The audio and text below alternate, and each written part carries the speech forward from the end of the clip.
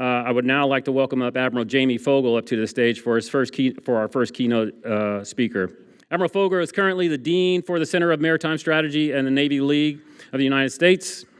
Before retiring his last command, he commanded Naval Forces Europe, Naval Forces Africa, and Allied Forces Joint Command NATO from Naples, Italy. Ladies and gentlemen, please welcome Admiral Foggo. Thanks, Steve. Thanks, Ed. Oh, you should have a water up there. Yeah. Oh, it's right back there.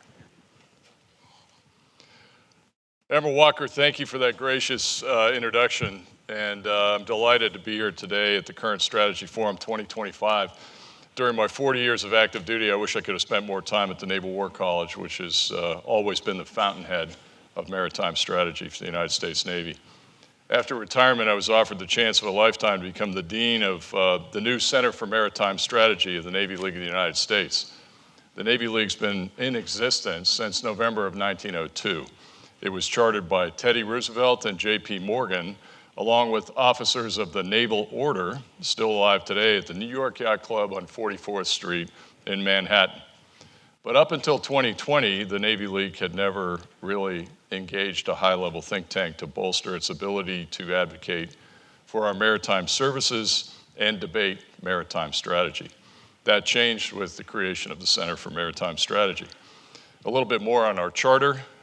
We do advocate for the Navy and the Marine Corps, but we are also advocates of all the maritime services to include the United States Coast Guard. I see some Coasties out there today. Military Sea Lift Command as the naval component of Transportation Command, and the Merchant Marine and the Maritime Administration.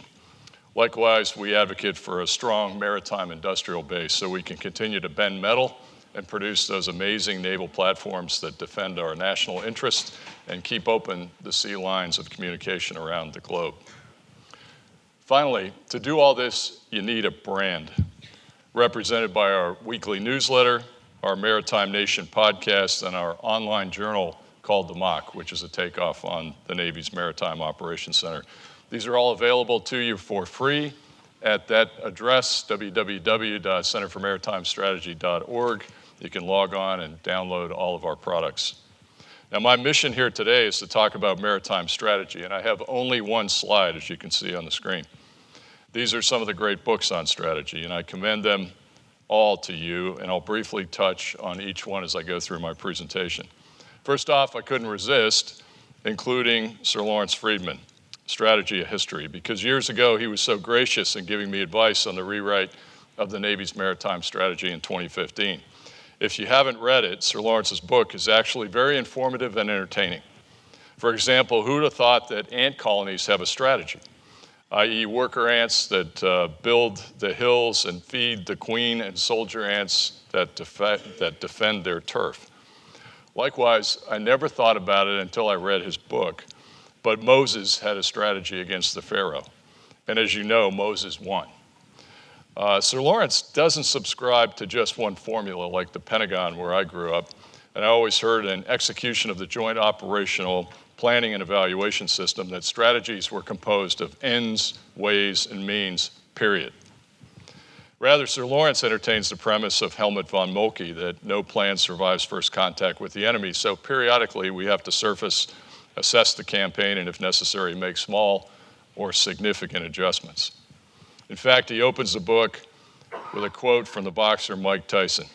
You think you have a plan, and then you get punched in the face. Read the book, you'll love it.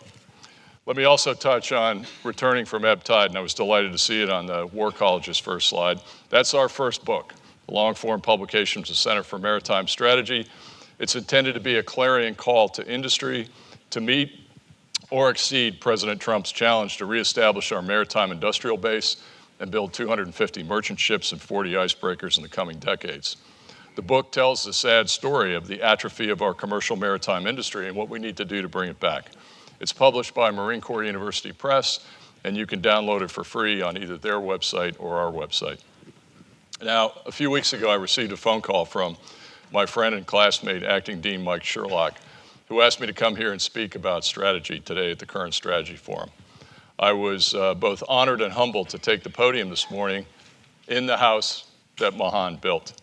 So to begin with, I cannot not talk about the great Captain Alfred Thayer Mahan. Here are a few thoughts. Many of you know this already. He was born on September 27th, 1840 at West Point, New York, and he died in New York on December 1st, 1914.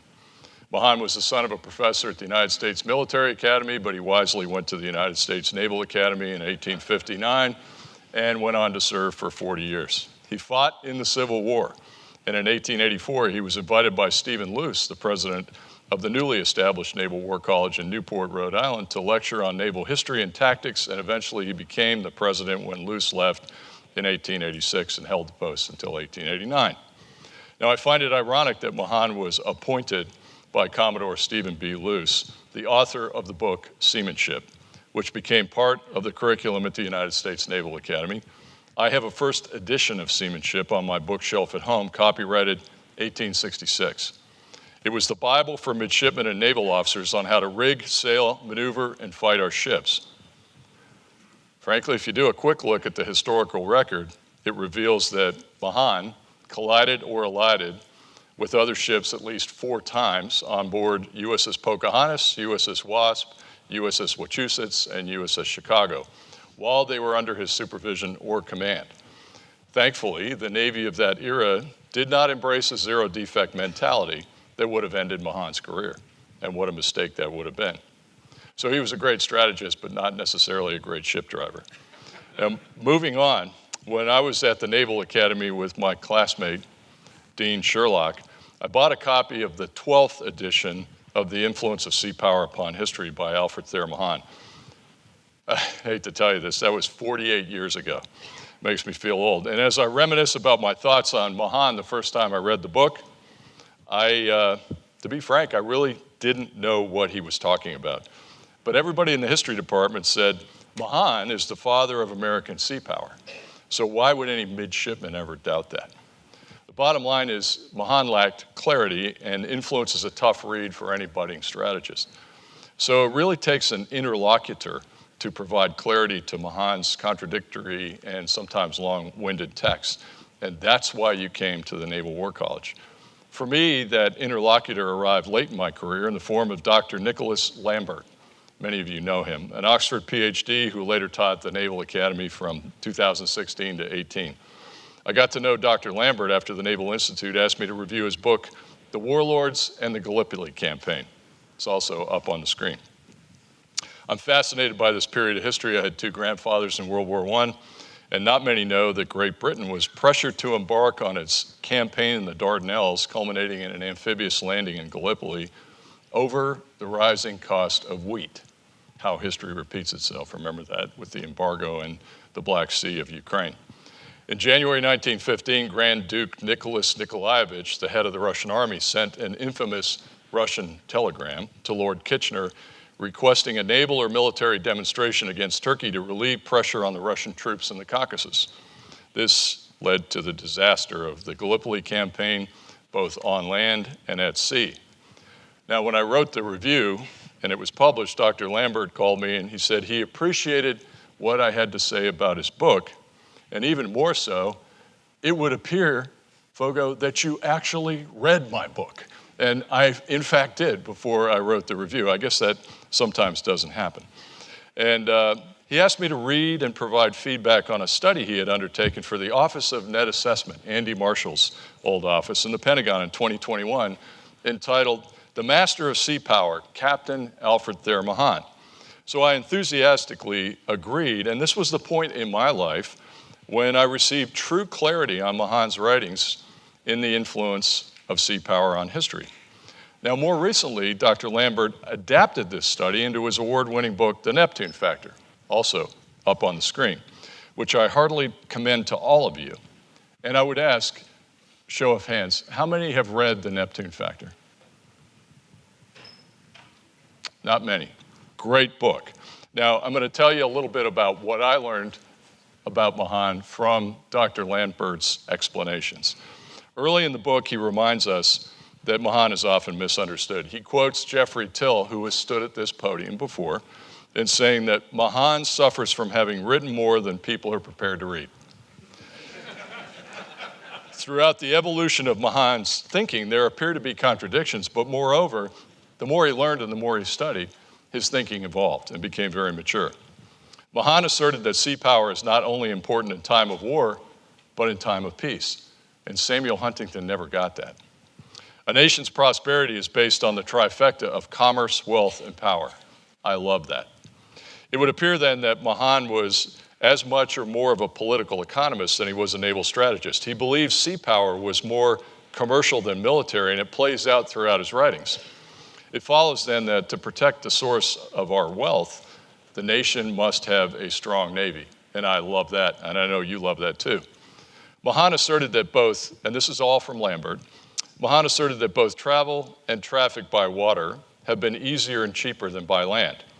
All 7 seas are connected to a global common through which all trade will pass. Access is more important than control of the commons, and navies ensure access. Mahan believed that the value of sea power was to ensure communications, sea lines of communication, for oneself and restrict or deny them to the adversary. He envisioned naval warfare as a war of attrition, but not a war of annihilation. In order to defeat an adversary, it was necessary to restrict their commerce on the high seas. There were 2 ways to do that: guard a course, destroy the enemy's commercial shipping, or attain sea control or command of the sea and control access or institute a blockade. I can tell you that I got this all wrong in my read of Mahan. I thought he was a big proponent of guard a course, when in fact, according to Lambert, he was not. Nick Lambert cleared me up on this with his interpretation of Mahan. In fact, Mahan considered unmitigated attacks on commerce akin to guerrilla warfare. I'm in good company, however, because according to Nick Lambert, Samuel Huntington also shared the same misinterpretation on guard the course from Mahan. Now, part of the problem is that Mahan interchanged words and phrases throughout his writings like commerce prevention, commerce destruction, commerce raiding. All this begs the hypothetical question here today, because we're talking about strategy today: is guard a course worth revisiting in the modern era? In a conflict with China over Taiwan, is guard a course an option? Do you envision the United States Navy sinking China Ocean Shipping Company, COSCO vessels around the world? Or do you envision some type of blockade or embargo, impacting the effectiveness of One Belt, One Road and putting domestic pressure on Xi Jinping? Now, I worked for Admiral Mullen a couple of times, and I remember when he turned to Admiral Morgan at N35 many, many years ago, 2007, and said, how many ships would it take to blockade the mainland of China? And N35 went to work. I wasn't part of the analysis. The answer was 1,000 ships, sir. That's a lot. We don't have that many. And I'll give you a couple of reasons that Lambert points out on why this probably wouldn't work. In the Neptune Factor, Nick Lambert credits the British with the defeat of Napoleon by sticking to the mission of sea control, whereas the French tried guard a course against the British. Now the French boasted, hey, we took 17,000 mariners, we sunk a bunch of your ships. Yeah, but that was only 2.5% of total British commerce, and the Brits controlled the seas and crippled the French economy. So China has 5,600 ocean carriers under a Chinese flag, over 50% of the carriers in the global common. So I don't think we're going to put a dent into that. Second, during the War of 1812, Mahan steered clear of studying and writing these daring frigate-on-frigate interactions by the United States Navy against the British because it was of minimal impact on the outcome of the war, and instead focused on the denigration of U.S. external commerce under British sea control. Lambert points out that Mahan's work, War of 1812, didn't sell very well, expanded on this thesis, and it was in direct contradiction with Teddy Roosevelt's take on the war as a resounding American victory. So it depends on who's got the better strategic communications. Now, my personal example on guard a course and how it doesn't work is from Nicholas Jellicoe, another gentleman, the grandson of Lord Jellicoe, who's been at this podium. In his new book, Jellicoe's War, he asked me to write the foreword. It's the best book about the German submarine force in World War I have ever written. And it's about Nick's grandfather, the first Sea Lord, who grappled with the German submarine force and unrestricted submarine warfare in World War I, or guard a course, because they sank a lot of Allied shipping, both in the First and Second World War, and almost brought us to our knees. Now, Admiral Jellicoe, the senior, actually waited too long to invoke convoy operations of the fleet, and that eventually cost him his job. But he brought the German submarine force to their knees and ultimately contributed to Germany's defeat. So, shifting gears. I never paid any attention to Mahan's position on tariffs until now, because it's such a timely and newsworthy subject. But you won't be surprised that Mahan opposed tariffs. He was, after all, one of the greatest proponents of globalization. And during the administration of President Benjamin Harrison, he wrote vociferously about the negative impact of the McKinley tariffs on the U.S. economy, and he opined that the U.S. must move away from protectionism towards free trade or risk being swept away in a booming international market. I wonder what he would say about tariffs today, and I wish he was here at the podium to answer that question. So, with Mahan as our father of sea power, why do we not have an enduring U.S. maritime strategy today? Mahan died in 1914, but he left a legacy in his writings and in the credibility that he brought to this institution. That was 121 years ago, so some might ask, why is it that the Navy does not have an enduring maritime strategy today? I get asked this question a lot. You know, I head up the Center for Maritime Strategy. My answer is because the world gets a vote. If you look across the spectrum of maritime strategies and maritime thought, from the end of World War II, Navy strategy and force structure are driven by the last war and the last set of threats that we faced. Everybody thinks that's a good idea, let's continue it. Post-World War II, we drew down, but we kept the carrier strike group in the limelight. In the post-World War II era, there was a movement to downsize the Navy and make it an irrelevant force. It was a battle between the Army Air Corps, which became the United States Air Force, and the United States Navy. The showdown came in 1949, I'm sure you've studied it, over the battle between the carrier United States and the B-36 bomber. We could afford one or the other, but not both. Does that sound familiar? There were dirty tricks on both sides, and Congress decided to decommission the United States shortly after its keel was laid. This led to a showdown between the Air Force and the Navy and the Pentagon and the famous revolt of the admirals. We lost the carrier and we lost the C&O. And Admiral Forrest Sherman, who was not involved in the revolt, took over as Chief of Naval Operations. Thankfully, Arleigh Burke, who was a captain at the time and in the center of the controversy at Op 23 in the Pentagon, named after his Little Beaver Squadron, survived and later became the youngest C&O today.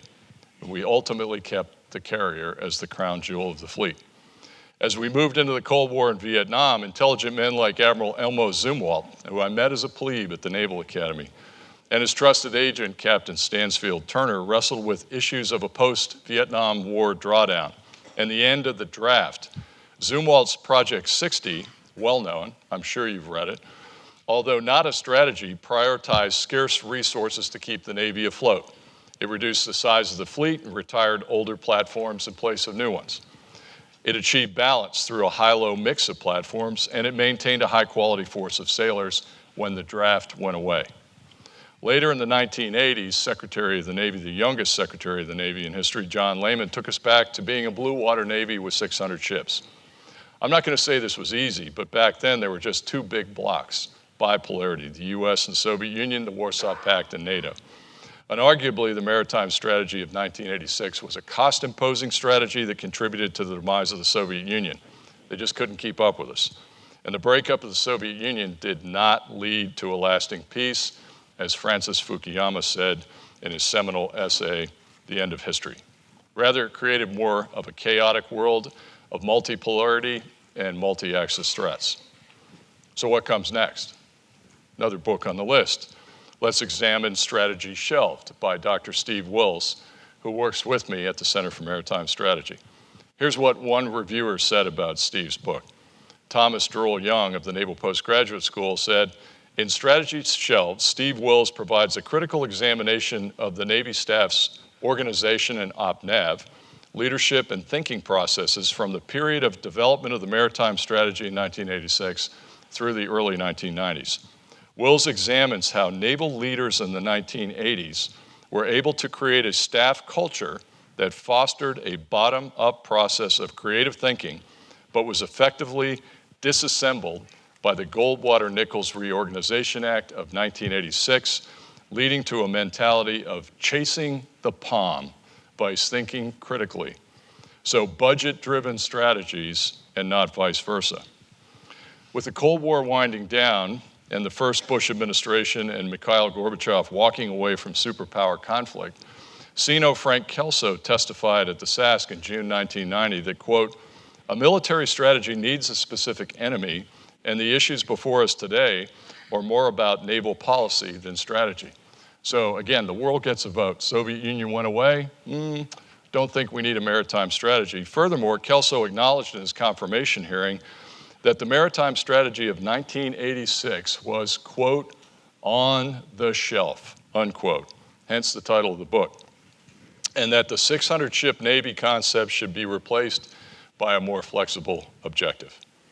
Now, during this period, the Navy adapted to multipolar worlds with white papers like From the Sea. You all remember that? With the following pillars: strategic deterrence and defense, forward presence, crisis response, and reconstitution. Then we evolved to forward from the sea with strategic deterrence and sea control, maritime supremacy, and strategic sea lift. Following forward from the sea came Admiral Vern Clark's Sea Power 21, which outlined a return to a high-low mix of force structure that could fight in both blue water and in the littoral. The strategy incorporated the littoral combat ship as the center of the equation, which at the time seemed like a good idea. And the pillars of the Sea Power 21 strategy were Sea Shield, Sea Strike, and Sea Basing. Now, during this period, many of us, myself included, who cut our teeth on the maritime strategy of 1986, opined for a return to a 600-ship Navy. But unfortunately, ladies and gents, back then, like today, 600 ships are just unaffordable. Now, in 2018, John Lehman described his vision and the practical application of the 1986 strategy in his book, Oceans Ventured. At the time of publication, I was asked to review the book for the Naval Institute, and like the warlords, I actually read it. And as an aside, Lehman's comment to me after the publication of the review was, "Foggo, if I'd known you were going to write such a strong review, I would have asked my publisher for more money. So give me a heads up next time." It wasn't just me who was motivated by Lehman's tome. I recall going to a 3-4-star conference back in Washington convened by Admiral John Richardson and seeing my friend Admiral Chris Grady walking into the room with a copy of Oceans Ventured under his arm, marked up and tabbed just like mine. I liked the book so much, I told my staff at NavUr and JFC Naples to read it, and I used the principles therein to change the design of Exercise Trident Juncture in 2018. This was the largest NATO exercise since 2002, Article 5, invasion of Norway, we're going to push the Russians out. 50,000 soldiers, sailors, airmen, and Marines, 70 capital ships, 265 aircraft from all type model series, and 10,000 tanks or rolling vehicles. And up until that time, we had 30 NATO allies and partners, and then the two partners that were about to join NATO that didn't know it at the time, Finland and Sweden, were with us. And back then, Secretary of Defense Jim Mattis published a national defense strategy entitled Great Power Competition. Dr. Bridge Colby, who we'll talk about in a minute, had a lot to do with that. Secretary Mattis had 5 unequivocal adversaries in the strategy: China, the pacing threat; Russia, Iran, North Korea, and violent extremist organizations. General Mattis also proclaimed a new tool in great power competition called dynamic force employment, which used the great warfighting capabilities of the United States Joint Force to surprise our enemies and our allies. Now, for this reason, I had my team write up a proposal, run it through EUCOM to the Joint Staff, to have SecDef GIF-MAP assign the Harry S. Truman Strike Group to EUCOM and then to me to participate in Exercise Trident Juncture. This was indeed a surprise to the Allies because the planning for the exercise had gone on for 18 months, and we're going to airdrop a U.S. carrier strike group right in the middle. But it was also a surprise for the Russians, and it worked. So our proposal carried the day, and Harry S. Truman joined Trident Juncture with 5,500 personnel just on the carrier. It doesn't include the escorts. It was a grand replay of the maritime strategy of 1986, according to Oceans Ventured. And guess what? Not one of those personnel on that carrier had ever served north of the Arctic Circle during their careers, including Admiral Gene Black, who was the Strike Group commander and later Sixth Fleet commander. So we created 5,500 Blue Noses during that deployment. But my point is, you got to train like you fight. And the fight's going to be up in the high north just as much as it's going to be in the Western Pacific, so we got to be prepared for that. If Trident Juncture proved anything, it was that sea power is still relevant today. That said, let me talk about the importance of the current strategy forum where we are today here in the audience. My first real current strategy forum was in 2007 after working on the cooperative strategy for the 21st century in John Morgan's Strategic Action Group in the Pentagon. The group was chartered by Admiral Morgan at N35, but commissioned by Admiral Mullen, who was the CNO. Admiral Mullen was convinced of the value of a comprehensive maritime strategy that the Navy could embrace at a high level, Echelon 1, and from which the pillars and principles could be embraced by Echelon 2 down the chain of command. The CNO instructed Admiral Morgan to partner with the Naval War College in this effort, and the key interlocutors up here were that venerable president of NWC before D-Day Walker, Rear Admiral Jake Schufert, former boss of mine, great guy, tremendous energy, just like D-Day. Dean Barney Rubble, who was just an amazing strategist, and Mike Sherlock, of course, my classmate from the Naval Academy. Admiral Mullen provided Admiral Morgan with a budget to conduct conversations with the country. Anybody remember those? And I was proud to be a part of them. In places in the population like Chicago, San Francisco, New York, down in Florida, Miami. These were impactful events, and more than just a fleet week where we celebrate the launch of a ship or our sailors, because it gave Americans the opportunity to learn about the Navy and offer their opinions and recommendations about our maritime strategy. It was spectacular. Admiral Mullen and Admiral Morgan offered a few teasers in the run-up to the launch of CS-21, including the unveiling of the 1,000-ship Navy concept, underscoring the value of allies and partners. And the result was a tri-service strategy created by a team of Navy, Marine Corps, and Coast Guard officers. It emphasized the prevention of major power war through all the elements of deterrence, including building partnerships and relationships through the Navy and the Marine Corps' lesser and included capabilities that allowed naval forces to fight as well as conduct humanitarian assistance and disaster relief operations. Now, Admiral Roughhead took that strategy and ran with it for his entire time as CNO.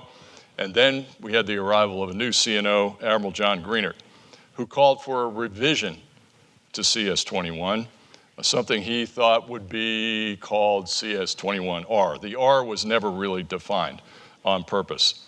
I was a member of the CNO's transition team at the time, and he quickly pegged me as a contributor to the original CS-21. It was a team effort. The CNO opined that he wanted a revision to CS-21 that would sync nicely with his three tenets. Some of you remember those. Warfighting first, operate forward, be ready.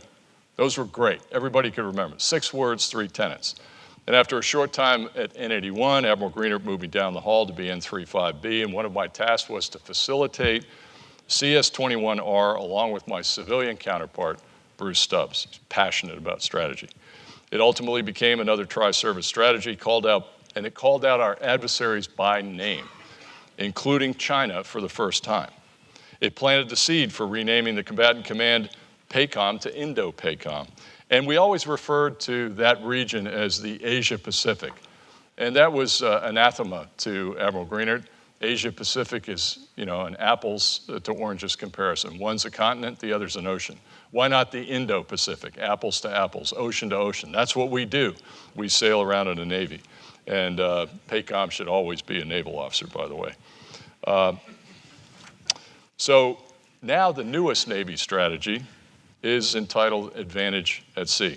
It was released at the very end of the Trump administration, and it saw no daylight during the Biden administration. Not a surprise. Since that time, our 2 most recent CNOs have developed NAV plans instead of a comprehensive maritime strategy. And to tell you the truth, the Center for Maritime Strategy, where I work, assisted CNO 33, Admiral Franchetti, and her CAG with the vetting of NAV Plan 2024. It's clearly not a strategy, but it did make a big splash with a lot of people. with Sino Franchetti's assertion that the Davidson window of 2027 is real and that the U.S. Navy needed to be ready with an 80% readiness marker, our North Star, for war with China by 2027. She even had a countdown clock in her office, which the media reported a lot on. The NAV plan was more of a list of capabilities needed rather than a bona fide strategy, however. Let's be honest about that. And most recently, kind of a wake-up call here, and thankfully you have this institution, the China Maritime Studies Institute, just held its annual conference in Newport and published a quick look report on the PLA Navy on the 14th and 15th of May this year. It is excellent work by Dr. Andrew Erickson and his people at the War College. Here's a few things that are takeaways from that report. First of all, Xi Jinping is a navalist. Wow. And he's a Navy lobby of one. Now, if you read the New York Times yesterday, there was an article about the 90-minute phone call between Xi and President Trump last Thursday. And Xi started out the conversation with, "We are the captains of two great ships in the ocean. We must be careful how we maneuver these ships so that we don't collide with one another." And it was also about controlling the base and the rhetoric in both countries. But think about that naval analogy. And based on the CMSI report, it's obvious to me that Xi Jinping has actually read Mahan, and he subscribes to it. He has built the PLA in the form of high-end naval platforms, including aircraft carriers. Fujiang's about to come out. They say she has electromagnetic catapults. Nuclear-powered and diesel-electric submarines to a fare thee well, and a large fleet of surface ships, cruisers, destroyers, and frigates. And they can build them fast because they got big shipyards. She has also put resources behind an array of long-range precision strike to enable an A2AD strategy. China has excellent STEM education in the provinces and an unlimited pool of conscripted sailors. Finally, I think the PLA is preparing for war with the United States. They'd be foolish not to, and so would we, based on everything you see going on. Now, in response, the Trump administration is very serious about the pacing threat of China, and it's focusing its attention on the Indo-Pacific. Inside the Beltway, you hear all these rumors, who knows if they're true.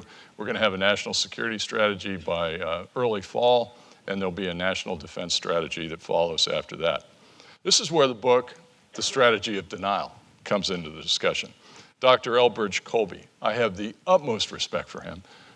Extremely well-educated man. He went to the Groton School in Massachusetts, then he went on to Harvard and Yale, and he is a scholar, and he's actually written a strategy.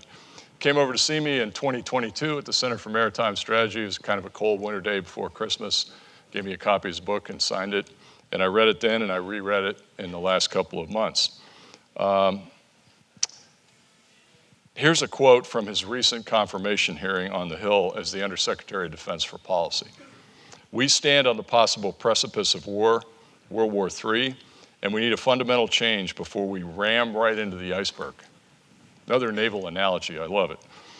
The book, Strategy of Denial, explains a simple logic for why denial is the best strategy to deal with Chinese hegemony in the Western Pacific. Colby maintains that the United States will be a cornerstone balancer. He uses that term throughout the book. And that's defined as a very powerful state to anchor a coalition. He opines that the U.S. should clearly define the states which are in or out of this coalition and perimeter of influence. And they include Japan, Australia, Taiwan, the Philippines, Vietnam, South Korea, Indonesia, Malaysia, and Singapore. The second island cloud, and that term, if I'm not mistaken, Ellis Group can correct me, was used by Major Pete Ellis in the period between two wars when he mapped out the Pacific for the Marines campaign in World War II. The second island cloud is a vast array of islands to include Micronesia, Melanesia, Marshalls, Solomons, Guam, Polynesia. The second island cloud could be the maneuver space for our carrier strike groups outside the first island chain, and the establishment of several forward expeditionary bases. Note, I didn't mention India in the coalition, and that's because India is capable of defending itself and unlikely to join a coalition with the United States, since we don't always agree on policy. That said, the US and India are aligned on their thinking to contain China, if I'm not mistaken, sir. And there is no real need for India to seek security guarantees from the United States. The strategy of denial uses all the elements of DIME while the anti-hegemonic coalition operates below the threshold of war to dissuade or deter China from attacking Taiwan. In fact, if China did invade Taiwan, then in order to avoid a strategic failure and allow China to move on to the next domino in the chain, presumably the Philippines or Vietnam, the anti-hegemonic coalition must be prepared to execute its binding strategy, another term used throughout the book, and take measures to eject China from Taiwan. Note, I think this is kind of like an Article 5 in NATO and kind of like what we did in Trident Juncture in Norway. But we don't have a NATO in the Western Pacific. So you must also note that failure of the strategy of denial is not an option. If China stays in Taiwan, the coalition has failed its mission. And China could play nice if they did take Taiwan and try to convince coalition members that the aggression stops there and it would not proceed to other countries. That could lead to a weakening of the coalition and ultimately a strategic failure. Now, in order to succeed, Dr. Colby maintains that the United States and the coalition must be all in.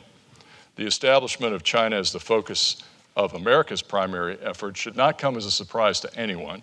The U.S. executed the first pivot. Admiral Greener and I used to talk about this in 2015. 60% of the Navy fleet transferred to the Indo-Pacific. And we broadcast our intent to move more since the beginning of the first Trump administration in 2016. In fact, Dr. Colby codified this approach in the National Defense Strategy of 2018, also known as Great Power Competition under General Jim Mattis, when the United States clearly stated its intent to move away from counterterrorism, wars in Afghanistan and Iraq, and shift the focus to deterring China and Russia. This assertion gets to the issue of concentration of force, something else that Mahan wrote a great deal about. In fact, I got another first edition Mahan 1911 Naval Strategy on my desk at home. I reread it last week. Mahan uses the Russo-Japanese War and the battle in the Straits of Tsushima in 1905 as an example of concentration of force. He highlights the fact that Russia split its fleet between the Baltic Fleet and Asiatic Fleet, neither of which alone would have been sufficient to defeat the Japanese force that attacked the Asiatic Fleet. In the final analysis, the Japanese lost 3 torpedo boats and Russia lost almost its entire Asiatic Fleet. So it's a compelling argument for pivoting our forces to the Indo-Pacific. So I would agree with Dr. Colby. However, I think we need to ensure that this pivot does not become a pirouette as the situation in the world, which gets a vote, drags us elsewhere. Now, Dr. Colby sheds the notion that America is currently capable of fighting a two-front war, and he prioritizes America's interests through something he calls differentiated credibility, a more credible defense in one theater than the next. So, as much as I respect and like Dr. Colby, I will agree to disagree with him on this point. I think that differentiated credibility as a posture downgrades the primacy of the United States as a global power and redefines it as a regional power. So what we should be arguing for is more Navy in order to address the totality of threats rather than subscribing to an idea of differentiated credibility. Dr. Colby also believes that some things should be deprioritized. Almost everything except the nuclear deterrent. This includes naval operations and our posture in theaters other than Asia, including Europe and the Middle East, as well as capacity and presence for its own sake, rather than warfighting efficacy. I'm skeptical, and I would ask, do we really think that the current administration is going to walk away from Israel? It's part of the Middle East. After all, since October of 2023, we've seen 5 carrier strike groups deployed to the Eastern Mediterranean or the Middle East, and we've gapped carrier presence in the Pacific at least once. Dr. Colby disdains the symbolic assurance-oriented presence operations not connected to a robust blunt layer, much along the lines of former Deputy Secretary of Defense Bob Work, who's also been at this podium many times, in his compelling arguments in Proceedings magazine. I will also agree to disagree on this point because I believe forward presence is an important element of sea power and an important element of what Mahan told us back in the late 1800s. So in conclusion, I think we have a lot of work to do to maintain and employ the most powerful Navy in the world. I'm a big believer in sea power and a proponent of comprehensive maritime strategies. We need it now more than ever, and the United States Navy has atrophied to a legacy force that struggles to build new classes of ships or sustain and maintain the force that we have. With a goal now of 381 crewed ships and another 134 uncrewed ships for a total of 515, our current battle force numbers stand at less than 300. The PLA Navy just surpassed 400 ships. Admiral Caudle was questioned on this by Fox News during Fleet Week a couple of weeks ago in New York City. The PLA has embraced long-range precision strike. You just have to ask Professor Jim Fitzsimons about this in Halsey Alpha. Munitions are a problem for us, and we need to put our money where our mouth is. I submit, however, that the glass is half full and not half empty. As Americans, we have a lot going on for us. We have the most well-trained sailors and motivated sailors in the world. We have the finest military equipment proven in combat. Just look at the last 18 months in the Red Sea. And we have a generous budget and a president who wants to build ships, both commercial and military. We just need to establish our priorities as the United States Navy and Marine Corps. And I believe that while NAV plans are necessary, they are not sufficient. We need a comprehensive maritime strategy once again. That's your purpose here today. It's time to bring Mahan and sea power back. So thank you for your attention and indulgence this morning. I'd be happy to take a few questions in the remaining minutes. Thank you.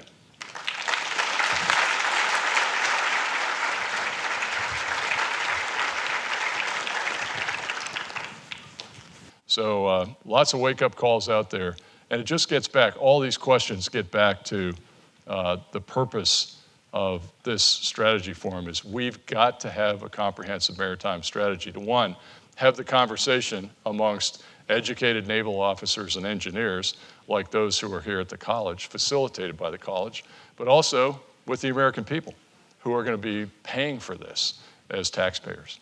And with that, I think I'm going to step off the stage and make room for Hal Brands. Mike, thank you very much.